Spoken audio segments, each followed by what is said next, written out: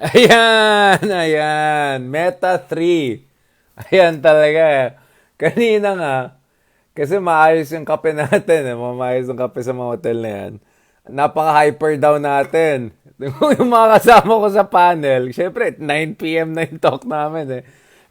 Saan galing ang energy na to? Hindi nila alam, mga meta yan. Fuego meta eh. Kanina kasama namin si Moshek, siya yung professor sa Harvard Kennedy School. Tapos kasama ko rin yan si Carrie kanina.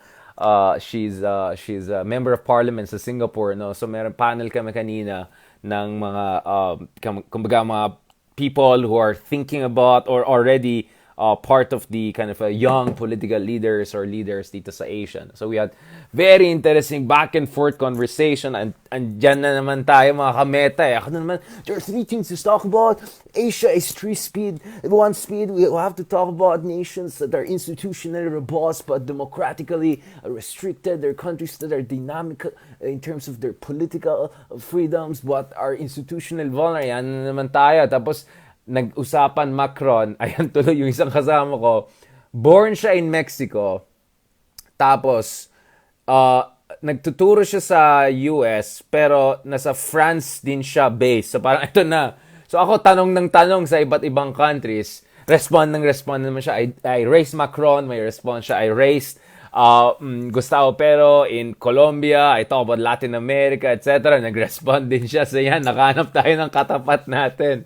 Ayan, si Moshek, isa siya sa mga professors sa Harvard Kennedy School. Masaya yung back and forth namin. So don't worry guys, hingin ko yung copy ng presentations namin or send ko yung link ng mga discussions para makita nyo yung si Zaddy, kahit 9 p.m. na, ayan na naman eh, nadala sa 3-in-1. Masarap pala yung totoong kape, no? Lalong-lalo na kung libre, no? Tuloy, napaka-hyper tayo. No, so kanina, ang pinag-usapan namin, guys, is, what kind of things we learned from the pandemic when it comes to governance. So, in-explain ko na, for instance, kailangan natin ng, to look at 3 indicators. Stewardship, so yung leadership during times of crisis, very important yan. We have to look at state institutions, yung kapasidad ng mga institusyon ng gobyerno para makapagbigay ng timely, effective, and sustained response sa gitna ng isang pandemya or crisis. But we also have to look at social cohesion or social capital, no, in terms of, for instance, yung mga tao ba may tiwala sa isa't isa? Yung mga tao ba may tiwala ba sa gobyerno? Yung mga tao ba, can they work together or pasaway sila or mag-aaway sila or polarize sila? So kung titignan mo yung mga bansa who have been more effective. No, so essentially guys, I'm giving a snippet of things I've been discussing kanina and all. So if you look at countries which have been the most successful in terms of dealing dun sa pandemya, Taiwan for instance, New Zealand, Germany, hindi lang dahil mayaman silang bansa, mayaman din ng Amerika, pero sabog naman yung social cohesion and capital nila, napaka-polarizing politics nila, wala silang stewardship noong 2020 dahil si Trump yung presidente nila. So it's not just being mayaman. It's also having all those elements together. Strong institutions also matter. So, for instance, countries like Vietnam may not be so rich, but because they have social cohesion and strong institutions, they were able to better respond to the pandemic, at least in the initial phase. No? Kaya Vietnam and Taiwan actually had economic growth, posted economic growth, I think 3%, 2 to 3% noong 2020. Meanwhile, mga countries katulad ng Pilipinas, India, Indonesia, ito yung mga very unequal societies, populist leaders, napakalaking impact ng pandemya. I mean, Philippines and India, according to a study by the International Monetary Fund, I know this by heart because I've written so much about this, suffered the biggest growth potential decline in the world, right? So may graph ako dito, pwede ko ipakita sa inyo. Philippines, I think, had the 13 points reduction from its growth potential had a pandemic not happened, or if the pandemic was handled more effectively, the Philippines perhaps could have still posted significant economic growth consistently. Pero hindi, ang nangyari sa atin is we had 9% plus, almost 10% economic contraction in 2020. Hindi pa nga tayo fully recover. Tapos ngayon may threat pa ng stagflation. Pero naman, meron naman daw, chalano, meron naman So, okay naman. Basta respect my opinion. Forget about katotohanan. Everything will be fine. Ayan na naman tayo. Ayan tayo. Wait lang Hanapin ko yan IMF. Tapos yung isa pang problema sa Pilipinas, yung sinasabi na economic scarring. So even if mag-recover yung gross domestic product natin, marami sa ating mga kababayan, medyo mahihirapan sila in terms of finding the same quality and well-paying jobs. Ako aminin ko nung dahil sa pandemic, nawala, ang dami kong projects na nawala, yung ano ko sa, tawag doon sa, di ba, I used to be resident analyst, I used to do a show regularly doon sa isang, alam niyo na, network. Wala na, we had to adjust everything, a lot of that. So ako mismo nga, I mean, hindi ako nagpapanggap, middle class naman ako, di ba? I mean, hindi man tayo elite, pero at least middle class. Pero nakita ko yung pinch talaga, mahirap talaga long term, economic scarring. I have to get this data out. Ayan na, Meta 3 talaga Talaga. Bakit to? Napaka-hyper saan niya kinukuha? Hindi nila alam. Nagkape ako at dahil hindi ako sanay sa magandang kape, napaka-hyper yung effect nito sa akin. Ayan tayo IMF.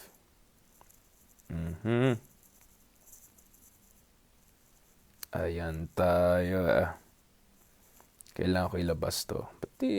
Basta dito yung may ranking yan. Ipapakita ko sa inyo. Pasawa ito Daming data, ganun. Sinight ko yan. Nandun yung sa Twitter ko. Pwede ko rin share sa inyo. Anyway, sisend ko sa inyo yan. Oo. Ano lang naman tayo. Istorya tayo style ni tatay. Parang walang script. Walang direction. Wala lang. Chismisan lang tayo. Hindi, kasi honestly, 2 panel lang ginawa ko today. So, isang panel ko, guys. 2 yun Yung first panel ko actually was about media. So, akalain mo, naging 2 pa yung panel ko. Twice ako nagsalita today sa 2 different panels. Pinost ko nga yung isa. Yung isa naman, dito yung isa parang policy expert. Pero dun sa isa, parang journalist. At yung pinag-usapan namin dito is what can journalists or mainstream journalists learn from influencers and social media. Kaya nakakatuwa kasi yung mga estudyante doon, yung mga Korean estudyante na nanood, marami sa kanila, they got very excited and they came to me afterwards, they were asking me questions, etc. Kasi sabi ko, the future is fuego. The future is meta. You know what I'm saying? Like, you do your legitimate scholarly work, you do your legitimate, like, I just published with Journal of Democracy, which is one of the best academic journals out there on anything on democratization. Thank God, thank Lord for the opportunity. I still work with mainstream media. I'm interviewed by, Al Jazeera, CNN, etc. In Philippines, I'm interviewed by big media, all of the mainstream media. But I write for Philippine Daily Inquirer as a columnist. Like, great. At the same time, you have to reach out to people. Sinasabi ko And one way, the best way to reach out to people, aside from yung mga interviews na, kasi sa television, ilang minutes ka lang meron, di ba? Talagang feeling influencer. Di ba ganun yung mga influencer, kunyari, parang medyo nagko-comb ng hair, naglagay ng skincare, tapos chismisan lang ganyan. Let me feel this moment. Okay, hyper ako ngayon. Nagkape ako ng 8 p.m. Ayan tayo makatulog ako, nako po. Kailangan ko na Tomorrow kasi morning, may meeting pa nga kami ni Prime Minister Mahathir So, God willing, mag-catch up kami to Mahathir. Mag-haya ko sa kanya. Kasi ni-interview ko si Prime Minister Mahathir when he was in Manila 2019 to meet President Duterte as Prime Minister of Malaysia. So, nangamusta ako di ba? Kung okay siya. Sa atin nga, si Enrile, imagine mo, 99, 101, ayan tayo. Presidential advisor na. So, I want to check on these people. Especially these ones that I respect. Chismisan lang tayo. Anyway, pero high quality. Chismisan with substance. No, so going back here, kanina, dun sa first panel ko, talagang, talagang feel ang, hindi ako nakabili ng glass. Alam niyo yan, yung glass na Korean, yung gano'n. Parang hindi yata bagay sa akin, BT. Kasi parang ito, kasi may bigote ako, di ba? May parang wala pang one day lalabas yan. Pero yung bigote ko medyo Latino, hindi naman yung Middle East na hanggang dito. Yung Latino lang sa akin. Pero kung lagay ka ng glass, tapos may mga stop ka, I don't know. Bagay ba yan? Kasi parang bagay yung glass pag mga itsura mo, medyo androgynous na But anyway, balik tayo dito mga kameta. In-explain ko nga kanina, kasi kasabay ko dun sa panel, mga journalist, di ba? So sabi ko, although ako lang nandun live, yung iba online, tapos Italiana, Espanyola, Swiss, tapos ako Filipino, Tapos tanong pa about Mexico, like, oh my, like, this is gonna be a long conversation, no? Ugh. No, but going back to what I was saying is that dito sa mainstream media, we really have to draw some lessons from influencers and all. Instead of being snooty, snobby, questioning their credential, etc. But some of them are really problematic, right? Parang, chismis lang talaga yung iba. But, kasi dapat maintindihan mo, bakit maraming tao nakikinig din dito sa mga ibang influencers, no? Of course, there's an element of disinformation, there's an element of organized network disinformation, but a lot of them are interesting. You know, like, itong ginagawa ko ngayon, hindi ko magagawa yan sa mainstream media, right? So, when I write a column for Philippine Daily Inquirer, I only have 700 words. Kaya natatawa ako dun sa comment section, bakit di mo sinabi to, sinabi yan? O, sige, di magnobela na lang ako. Di basahin mo yung libro ko. Ayan, 400 pages, basahin mo yan, di ba? Parang, 700 words lang meron. There's so much you want to say, but you have to compress it. So so you have to just focus on the most essentials. The English term for that is parsimony. So you have to be parsimonious in terms of your analysis and all. Now, going back to that, yun, nasabog na ako, hindi na. Nasaan na tayo? Ayun kasi nag-feeling na 10 p.m. Meta 3, feeling na ano eh. Okay, saan ba tayo? Ayan. Saan ba tayo mga kameta? Ayan, nagkakalat na. Ganun pala yung style ni Tata eh. Pag 12 p.m. tapos hindi ko na alam gagawin ko. Ayan. Hindi, ito. Promise, may sasabihin tayo. Wala na yung kape, wala yung effect niya. No, what I was saying is, you know, one thing about the influencers is this. Ano oras na? 10 p.m. na dito. Yung iba, 11, 12 p.m. nakikimarites pa sa akin. Tapos, eto guy, speaking of Marites, di ako makamove on dito sa Instagram na to. Tingnan nyo to. Yung Marites na, sinend ko pa nga kay Lord de Vera yan eh. Tawa siya ng tawa. Ito to. Nakita nyo to. Wait lang ha. Ito. Ito Marites, tingnan mo. nung guy nag-react ng gano'n, tingnan mo yung monkey ng Marites kagat talaga. Tingnan mo.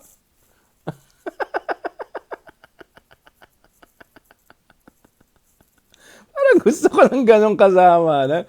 Habang kunyari nag-meta tayo, wala na sabog na. Tapos gano'n ako, tapos biglang yung monkey, gano'n. Ano daw? Ano nangyari? Tingnan nyo, nagpamarites talaga itong monkey na to, ha?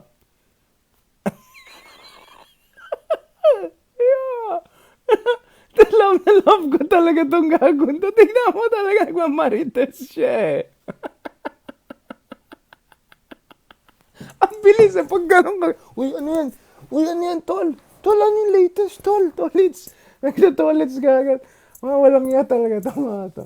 No, what I was saying is, you know, I know it's hard to build a reputation. It took me 10 years, guys, to be kind of there in mainstream media, resident analyst with GMA, ABS, columnist with Philippine Daily Inquirer, op-ed contributor to New York Times, whatever. Like, I mean, it's hard. At the same time, the times are changing, right? The consumers are looking for something else.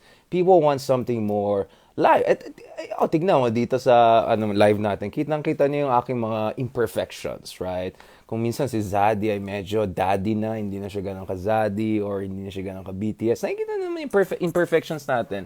Nothing is scripted, real talk lang, banking pa yung necktie, ayan na naman tayo, nagkakalat. You know what I'm saying? Nakikita niyo lahat yan eh. So, but you know, that makes people realize that ako na lang interested sa monkey. Uy, makinig kayo, move on na tayo doon sa monkey. Hindi talaga ako makamove on. Tingnan mo talaga sobrang marites, oh.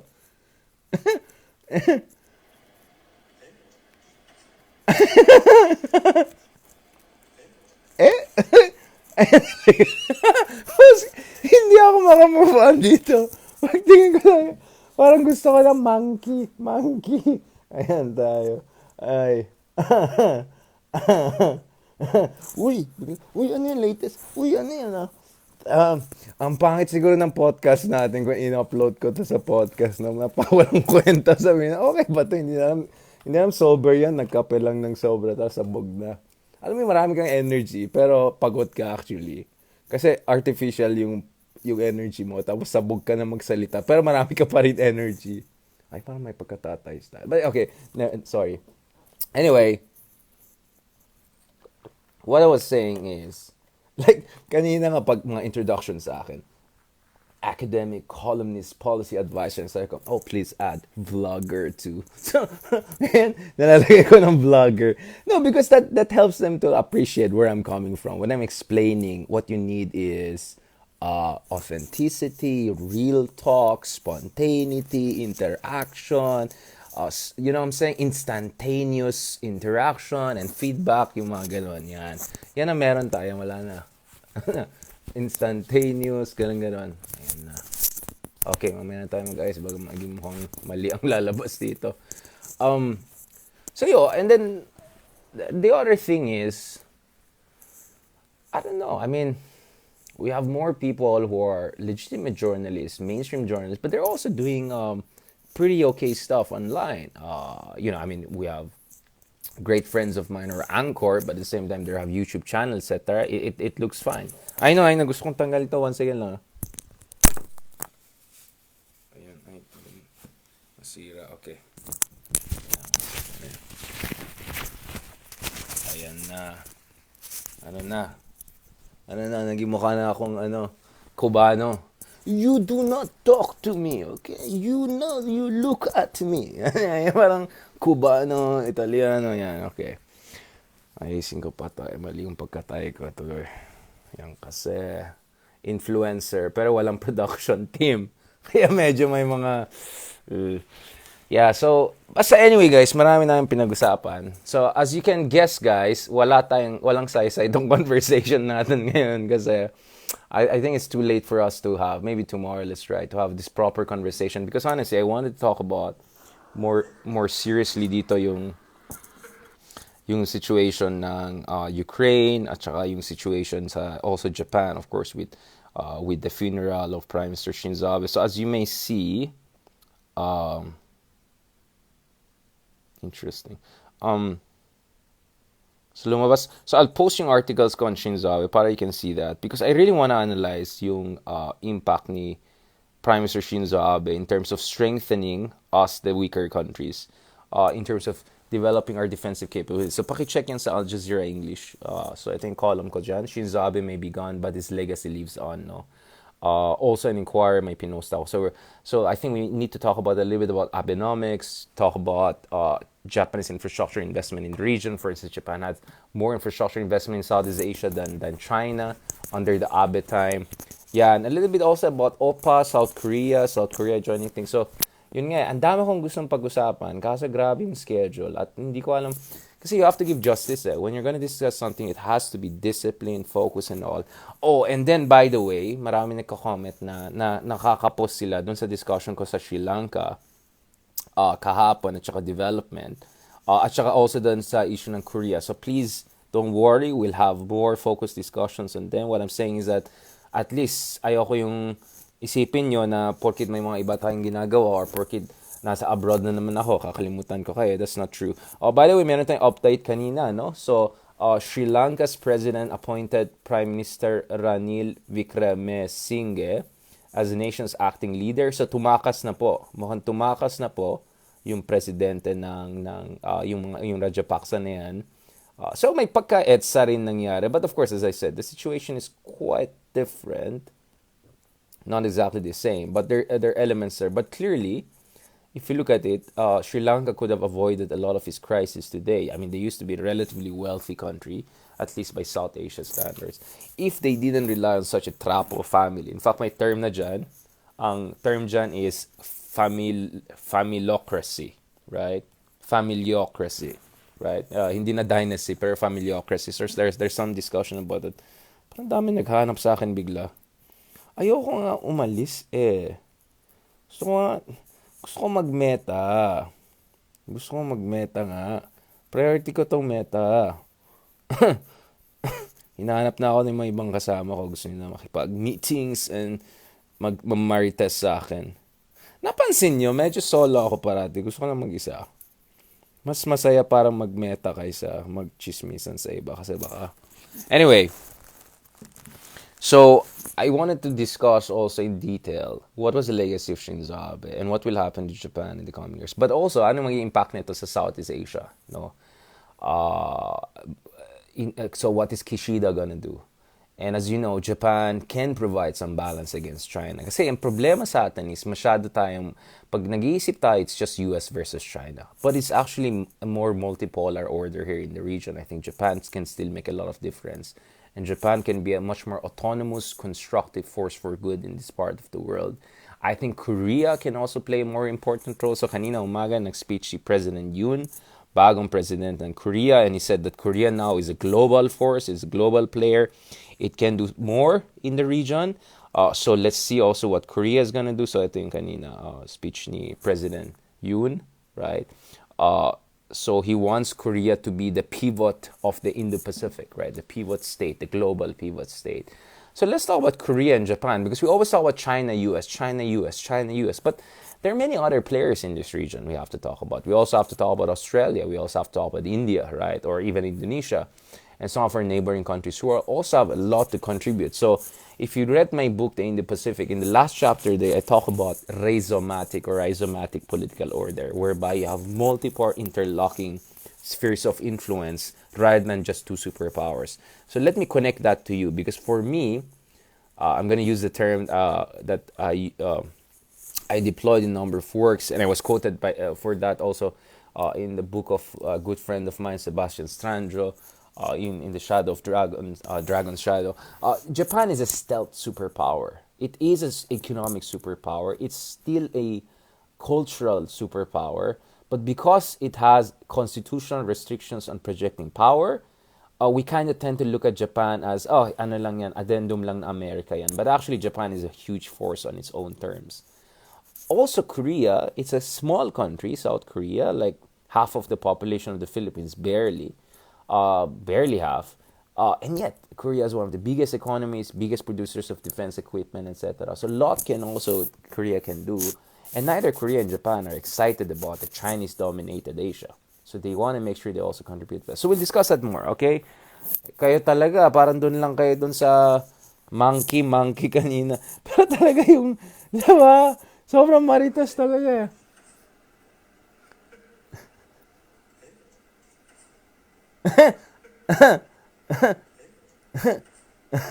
Yung bilis eh. Ne? Tingin ka agad. Walang nga talaga itong mga to. Alright guys, maraming salamat. Thank you very much for joining us. Alam ko, parang sabog lang yung sinabi nito. No, but you get what I'm saying, right? Because there are many things I'm processing because there are many important things. And in fact, the reason I write books is because I connect all of these elements together. Things I said about leadership, about pandemic, about information ecosystem, about the role of middle powers, minilaterals, lahat yan connected eh.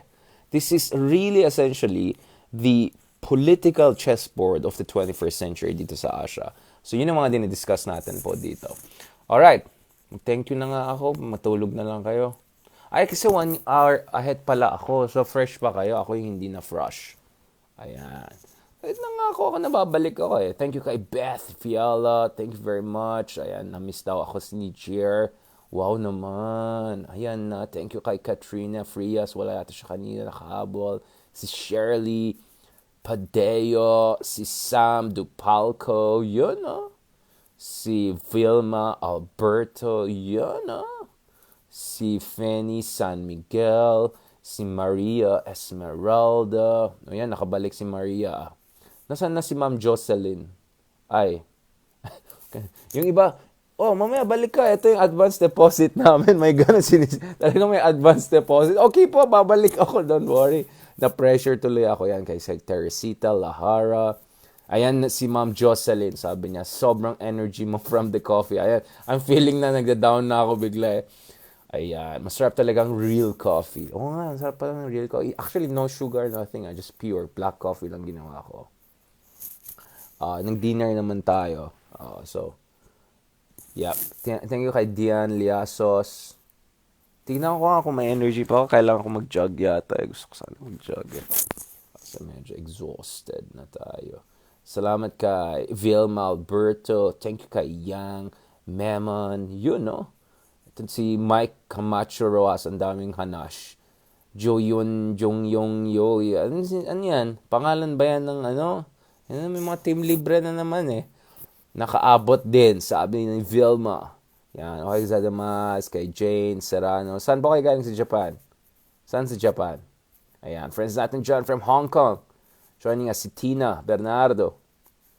Ni hao ma, thank you for joining us. Ayan, may friends din tayo joining us from Tokyo. Si Raquel Satuna. Medyo malapit tayo. Hopefully, pag dumating din ako sa Japan, sabihin ko kayo, sorry, mga kameta pala tayo dito sa Seoul ah. Nakita ko yung mga iba nag-message, sir, nandito ka pala. Andito lang ako sa ano ah. Message niya ako, sabihin ko na saan ako ah. Ayan, baka kung sabihin ko dito, mamaya may ano na. Yung mga haters ko, joke lang. Feeling relevance. Cherosal, kalmado lang, sabi niya. Si Yang Meman, magiging chismis after all. Ayan naman tayo. Nakita yung monkey talaga. Si Rizani, thank you very much for your support. Si Vilma Alberto, talagang umabot din sa meta class. Sorry guys, hindi siya matinong class, medyo sabog class. Medyo Socratic siya, hindi Aristotelian. Medyo all over the place, pero may saysay din. Thank you kay Jella for joining our Istorya. So, meta-free po natin Istorya na wala nang structure, medyo sabog eh. Nung ganang gabi naman daw, sabi ni Rovelyn, very kind of you. Thank you very much kay Rovelyn Catalogo for joining us and your kind comments. Alam ko mukha akong medyo daddy na, hindi na zaddy ngayon, but mahal ko kayo eh, kaya go pa rin tayo, kahit pa paano. Kaya na ang friendship ko, di ba? Alam mo, parang geek na geek. Wala akong friends eh, kaya lang friends ko. Mga ganyan bigla, no? Hindi, may friends naman ako. Pero, hindi nila kayang energy ko daw.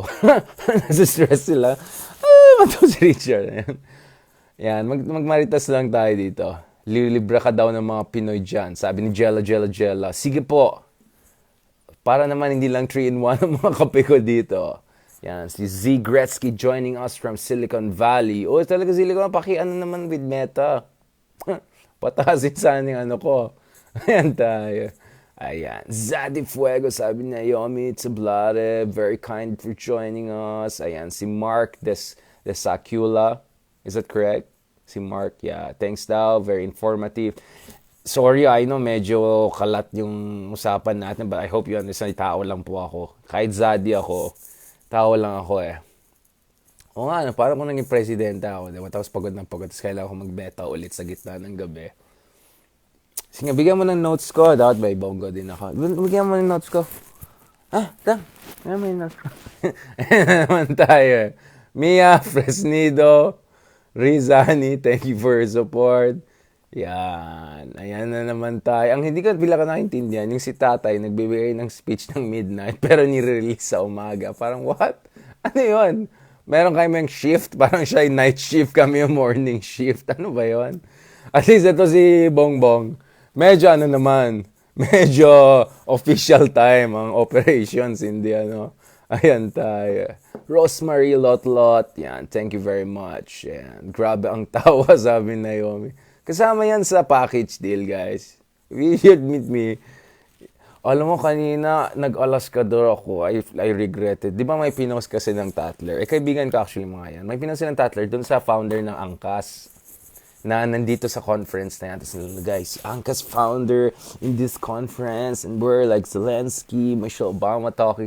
So, nag-comment na ako doon. Alam mo naman ako, di ba? Parang, ano lang, Alaskador lang. I didn't mean anything. Nag-comment ako. Ay, ako nga, dalawa eh. Biglang ako nga, dalawa yung talk ko dito. Nag-comment na gano'n.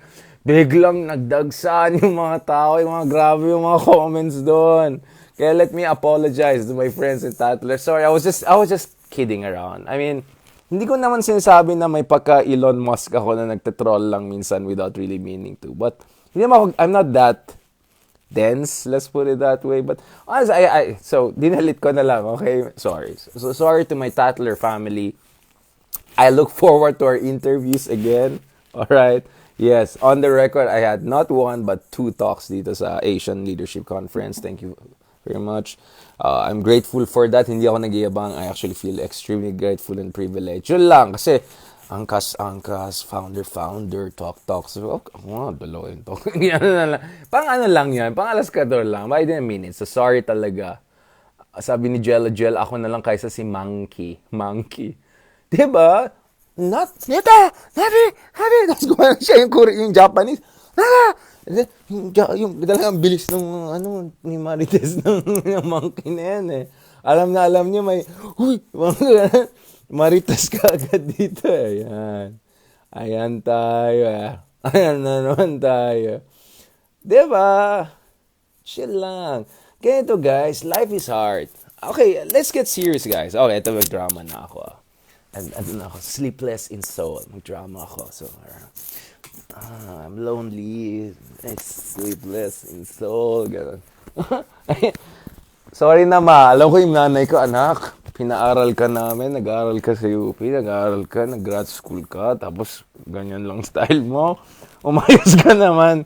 Minsan yung mami ko parang feeling ko nag-aalala na, anak, ano ka? Medyo ano naman. Nay naman, minsan naman medyo mag-drama ako, diba? Diba? Nandito naman tayo sa BTS. BTS na nga, nag-drama sila, diba? They're now trying to soul-searching. Soul-searching din sila.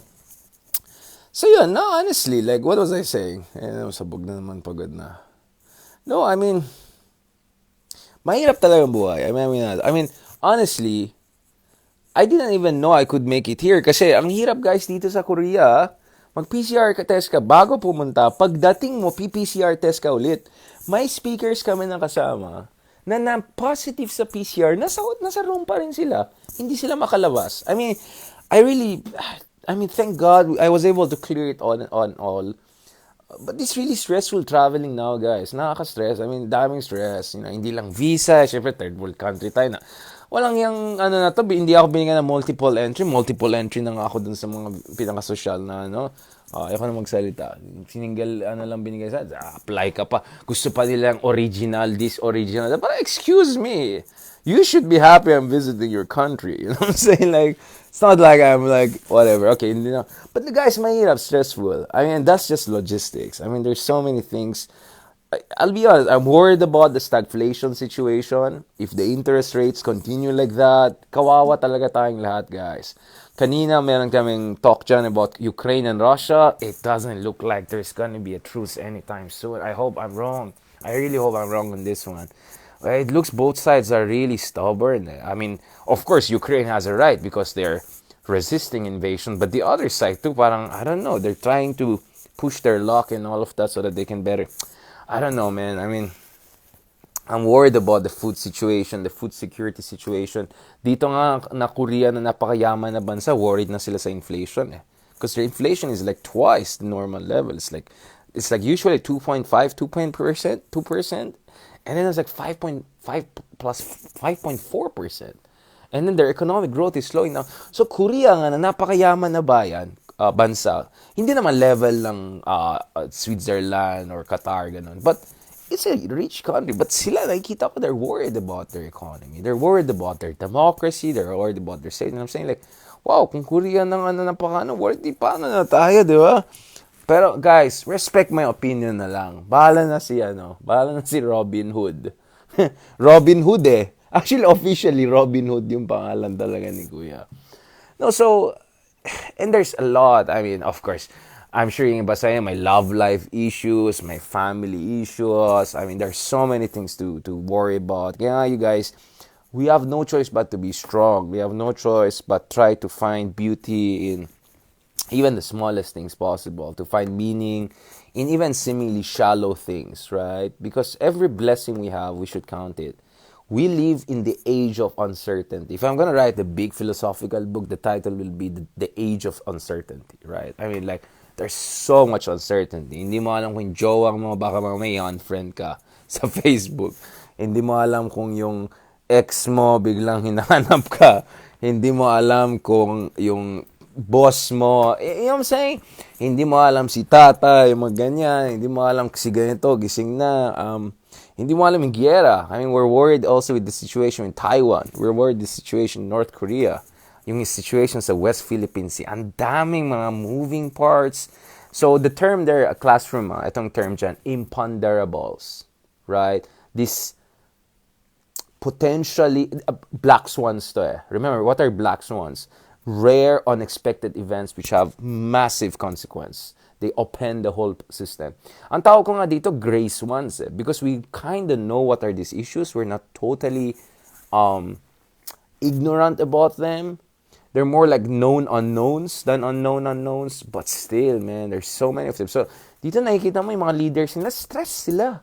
Yung mukha kanina yung president ng stress. Si Zelensky, stressed. I mean, like, you look at all of these good leaders who care for their country, they're stressed.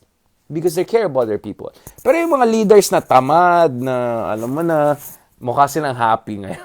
Happy sila. So, that's where you can see it. Like, good leaders, they really carry the burden of the society on their shoulders. And they really think very intensely about the policy dilemmas and things that they have to do.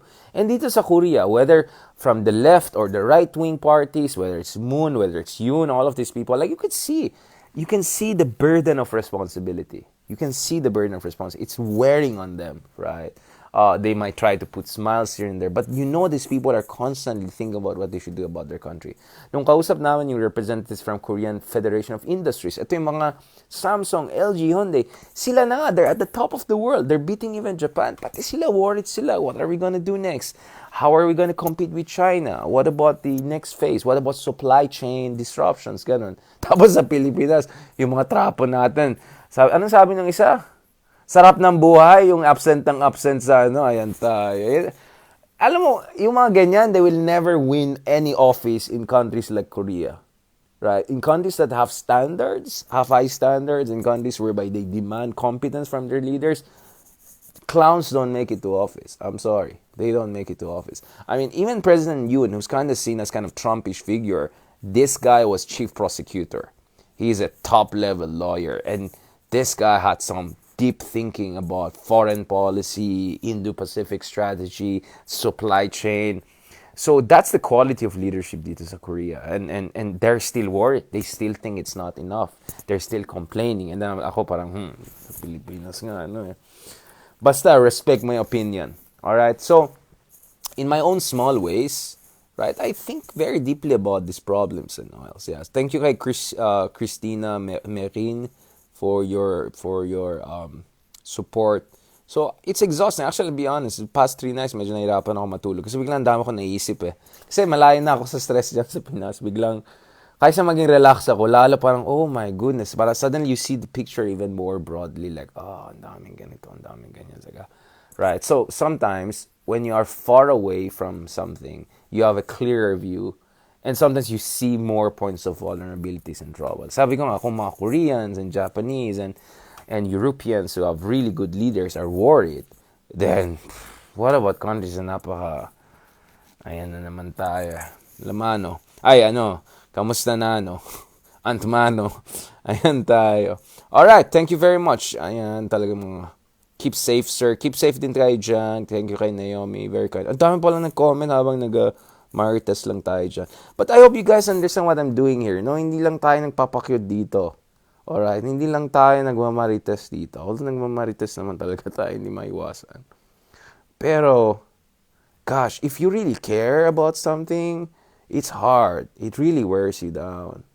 Because there's so much to think. And I'm here, like, I'm talking about to Singaporean friends.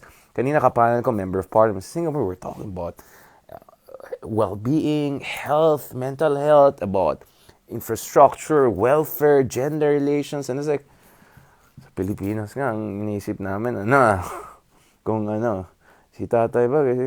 I mean, you get what I'm saying? Like, our quality of governance is so low, and yet, parang our politicians are so relaxed. Lalo yung mga trapo talaga. Dito, the quality is high, but they're stressed because they care. So when you talk to them, you get inspired, but at the same time, parang, wait lang, paano kaya to? Paano na tayo, di ba? Kaya yun. Kaya I hope you guys realize, this looks, parang nagpapatawa lang tayo and all, but behind all of this, guys, I'm really deeply thinking about anong kalagayan ng bansa natin, saan tayo papunta. At ang kagandahan naman dito is nakikita ko maraming may interest in to get to know more about policy, politics, etc. Beyond chismis, beyond marites, beyond personalan, right? As I said, At the end of the day, the important thing is how to uplift the welfare of the Filipino people, how to defend the national interest, rather than parties, partisanships, etc. And yes, I have progressive values. I believe in human rights, democracy, due process, but I also believe in social justice, inclusiveness, non-elitism, etc. And reaching out. Kaya nga naggaganyan tayo, di ba? Kaya nga yung nagkakalat ako dito. Yung ano, we're trying to reach out in a spontaneous way. Alright. Maligo na ako or try ko muna mag-jog just to get the stress out of my system. And then tomorrow we have meetings, sila Prime Sumatri, etc. So let's see. So I cannot join my friends. I'm a bit too tired for that, but I'll try to get some exercise. So thank you very much, guys. I know. Thank you so much, Lloyd. I know. Yung iba, nakikita nila yung ginagawa natin dito, kaysa mag-judgmental sa akin. Kasi yun nga kung masama kang tao, or ignoramo style ka, kung tingin mo sa mga pa-cute lang yan, or ganon, or dak-dak lang yan, analysis paralysis, mga nonsense na, my goodness, I've met one of the best leaders on earth today in our conference and all, yung mga speakers ka. And they're all worried. They're thinking about their country, whether retired, in office, former, etc. And I was saying, kamusta naman tayo, di ba? Bahala na si Robin Hood. Balikan natin ito si Monkey. The best talaga to Ne. Ikaw mo talaga yung Monkey. Ayan. Yan ang mga pamparelax ko. Yan. Monkey. Marites na Marites. Awanan. Wala na. Ano na? Nagbabakasyon ba yung natin? Hi! Okay. Maraming salamat. Muchas gracias. Ito yung Meta 3 natin. More like Marites 3. Alam ko medyo sabog. So I'll try to... Di ko dala yung isang notebook ko. So I use different notebooks for different occasions and all. Di ko dala yung orange notebook ko. But don't worry, the next meta hopefully we'll do, God willing. I'll do it in the structure way. Point 1, 2, 3, signpost, discussion, then question and answer. So sorry ngayon, medyo sabog. Pero masaya, di ba? I mean, let's be honest, normal conversations are more like this, di ba? Medyo sabog. O hindi naman, may say din, pero medyo sabog, di ba? Alright, but I hope you see the value in all. So maraming salamat, thank you very much. God bless. I really, really... 감사합니다. Thank you very much. God bless.